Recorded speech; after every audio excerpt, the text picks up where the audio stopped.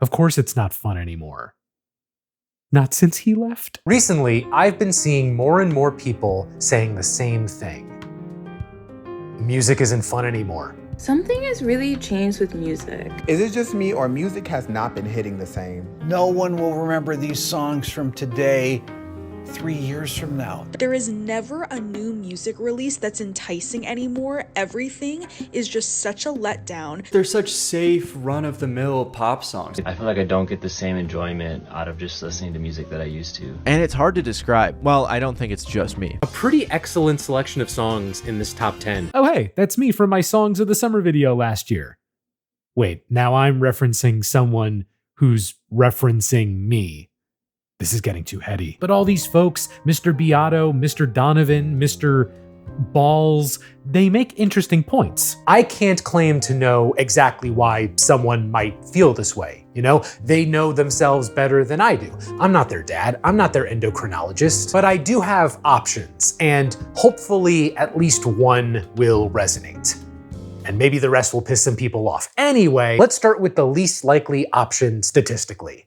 An actual medical condition. Number 1, musical anhedonia. Anhedonia is the inability to experience happiness, joy, pleasure, positive emotions of any sort. Musical anhedonia is the inability to feel those emotions while driving a forklift while listening to music. Simply put, if you have this condition, you get nothing from music. No emotion whatsoever, no feeling, nothing. Anhedonia is usually caused by stress, trauma, burnout, and it's considered a symptom of a larger condition like depression. Thankfully, it's rarely permanent, and it can usually be treated with therapy and self-care and other mental health practices. So while you, the average Mike the Snare viewer, likely don't have permanent musical anhedonia, you've probably felt it at least once in your life, and I figured it was worth calling out. Number 2, music addiction. Along with all the folks saying music didn't excite them anymore, I did see a couple of people who said that they were outright battling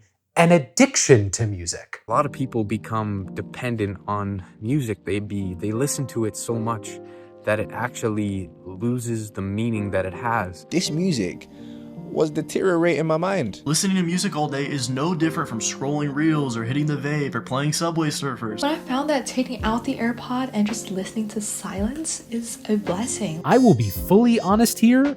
I didn't realize music addiction could be a thing. Granted, I am biased. It's likely I have a music addiction, but I've just been able to parlay it into being a micro-niche internet celebrity. Just goes to show you, having an addiction is okay if you can monetize it.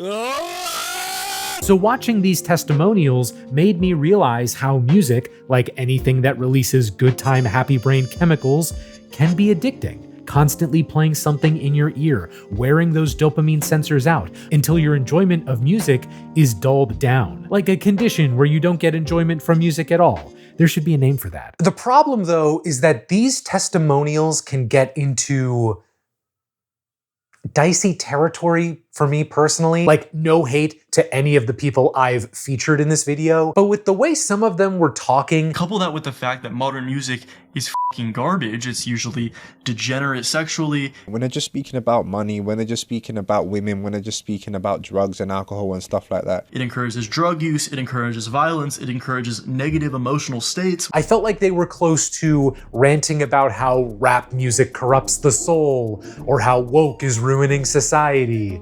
Maybe they would pitch me on a course, or a protein supplement, or a fun day at the Capitol. Even still, this concept of music addiction has me very intrigued. I might even make a whole video about this subject on its own. If you want that, let me know. Number 3, discovering new music is hard. There is so much goddamn new music coming out these days. More new music comes out in a single day than in an entire year in the 80s. Keeping up with it all is impossible. Merely thinking about keeping up with it all is exhausting, and it can lead folks to stay in their existing musical bubbles and to say, there's no good music these days. Listening to every single song ever made can take several lifetimes, so the easiest way to do this is by simply standing still and not doing anything for a really long time. Now, every time someone brings up this point, another person will counter it immediately with something like,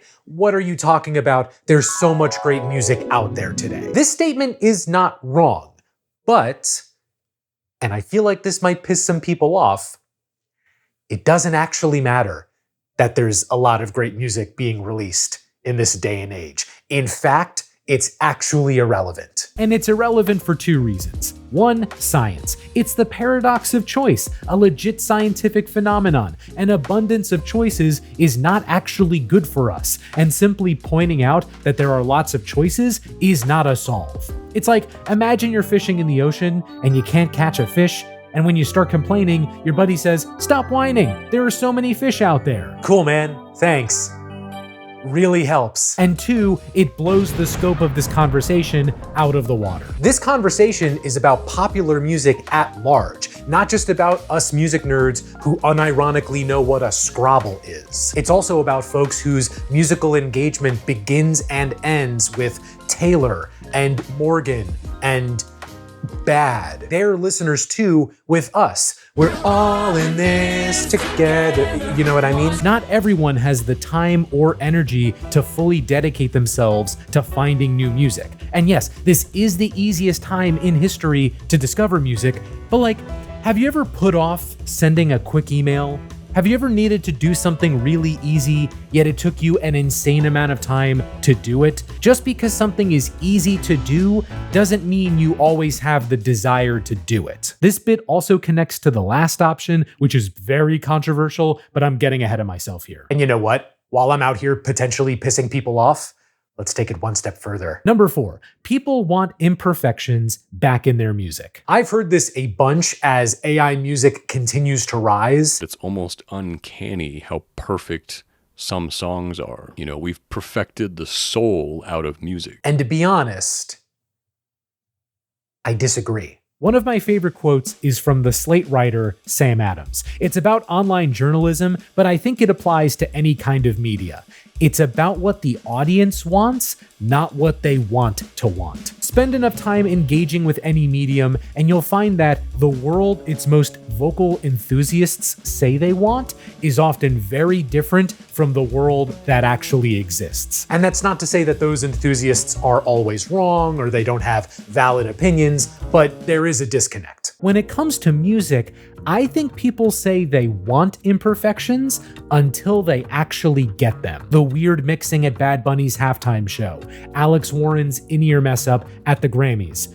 Those are all imperfections, and I did not see people enjoying them or praising them as real moments. See, the problem with real moments is that they're often not appreciated in the present, but can become appreciated in hindsight. Music history is littered with songs, albums, performances that have gained fans over time because they get enough distance to be viewed for what they are. Remember Bob Dylan's electric set at the Philadelphia Folk Festival? That's legendary now. But that same distance can make us forget the context in which they were released, and they can make us forget how harshly the public responded to them. People love to hop on others' perceived mistakes. It's in our psychology. It's why some of you went to comment about me incorrectly saying Bob Dylan went electric at the Philadelphia Folk Festival instead of the Newport Folk Festival. I think what people actually want are perfect imperfections. Moments that are, yeah, technically flaws or mistakes, but don't really come across that way. Of course, that's worth digging into, right?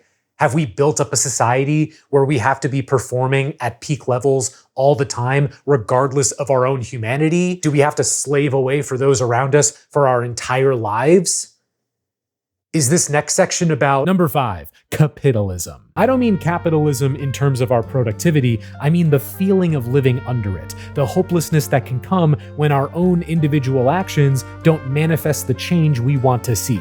There are like so many videos on this subject, like Jesus Christ. However, I don't think it's the main culprit. An influence, undoubtedly, but I have science here to back me up. A recent study published by The Economist found that more and more hit songs are sadder and angstier. Now, I don't always love studies like this because people often read the headline, blow past the actual article, and then just whine about why they don't like popular music. I covered this when I spoke with a researcher about pop music melodies getting simpler. But if you actually read the article, you'd see this bit. Increased listening to sadder hit songs was not driven by large-scale terrible events, nor was it driven by changes in income. So if it's not pandemics or wage stagnation, what else could be causing this feeling? Number 6. Is it the damn phone? According to my YouTube analytics, you are most likely watching me on your phone. Thank you. The phone is a wonderful thing. It lets you experience things you may never have seen in your life.